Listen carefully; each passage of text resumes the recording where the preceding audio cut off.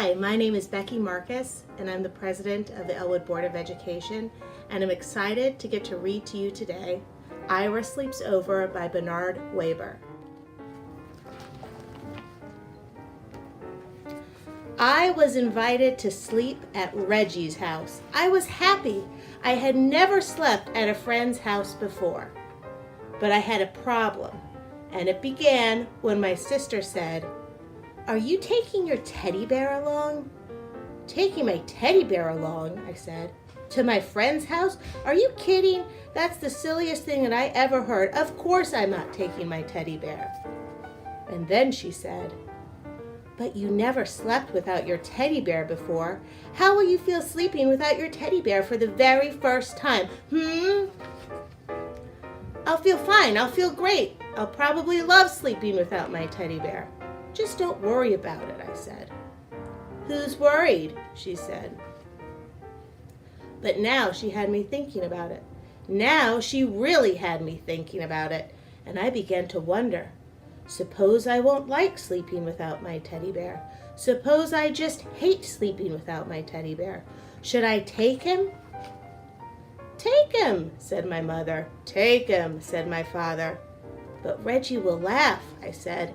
"He'll say that I'm a baby." "Oh, he won't laugh," said my mother. "He won't laugh," said my father. "He'll laugh," said my sister. I decided not to take my teddy bear. That afternoon I played with Reggie. Reggie had plans, big plans. "Tonight," he said, "when you come to my house, we are going to have fun, fun, fun. First, I'll show you my junk collection, and after that we'll have a wrestling match, and after that a pillow fight, and after that we'll do magic tricks, and after that we'll play checkers, and after that we'll play dominoes, and after that we can fool around with my magnifying glass." "Great," I said, "I can hardly wait." "By the way," I asked, "what do you think of teddy bears?" But Reggie just went on talking and planning as if he had never even heard of teddy bears. And after that, he said, "Do you know what we can do after that? I mean, when the lights are out and the house is really dark? Guess what we can do?" "What?" I asked. "We can tell ghost stories." "Ghost stories?" I said. "Ghost stories," said Reggie. "Scary, creepy, spooky ghost stories." I began to think about my teddy bear. "Does your house get very dark?" I asked. "Uh-huh," said Reggie. "Very, very dark?" "Uh-huh," said Reggie. "By the way," I said again, "what do you think of teddy bears?" And suddenly Reggie was in a big hurry to go someplace. "See you tonight," he said. "See ya," I said. I decided to take my teddy bear. "Good," said my mother. "Good," said my father. But my sister said, "What if Reggie wants to know your teddy bear's name? Did you think about that?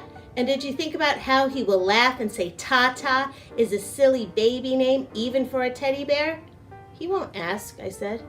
"He'll ask," she said. I decided not to take my teddy bear.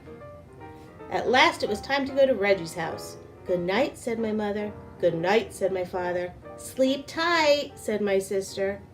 And I went next door where Reggie lived. And that night, Reggie showed me his junk, and he showed me his flashlight, his collection of bottle caps, a chain made of chewing gum wrappers, some picture postcards, an egg timer, jumbo goggles, a false nose and mustache, and a bunch of old rubber stamps and labels from his father's office. We decided to play office with the rubber stamps. And after that, we had a wrestling match. And after that, we had a pillow fight. And after that, Reggie's father said, "Bedtime." "All ready?" said Reggie. "All ready," said his father, and we got into bed. "Good night," said Reggie's father. "Good night," we said. Reggie sighed, and I sighed. "We can still tell ghost stories," said Reggie. "Do you know any?" I asked. "Uh-huh," said Reggie. Reggie began to tell a ghost story. Once there was this ghost, and he lived in a haunted house, only he did most of the haunting himself. This house was empty, except for this ghost, because nobody wanted to go near this house. They were so afraid of this ghost. And every night this ghost would walk around this house and make all kinds of clunky, creepy sounds. "A-roomp, a-roomp," like that. And he would go around looking for people to scare, because that's what he liked to do most, scare people. And he was very scary to look at. Oh, was he scary to look at. Reggie stopped. Are you scared? He asked. Uh-huh, I said. Are you? What? Said Reggie. Are you scared? Just a minute, said Reggie. I have to get something. What do you have to get? I asked. Oh, something, said Reggie. Reggie pulled the something out of a drawer. The room was dark, but I could see it had fuzzy arms and legs and was about the size of a teddy bear. I looked at it again. It was a teddy bear. Reggie got back into bed. Now about this ghost, he said. Is that your teddy bear? I asked. What? Said Reggie. Is that your teddy bear? You mean this teddy bear? Yeah, the one you're holding, I said. Uh-huh, Reggie answered. Do you sleep with him all of the time? What? Said Reggie. Do you sleep with him all of the time? Uh-huh. Does your teddy bear have a name? Does your teddy bear have a name? I said louder. Uh-huh, Reggie answered. Well, what is it? You won't laugh, said Reggie.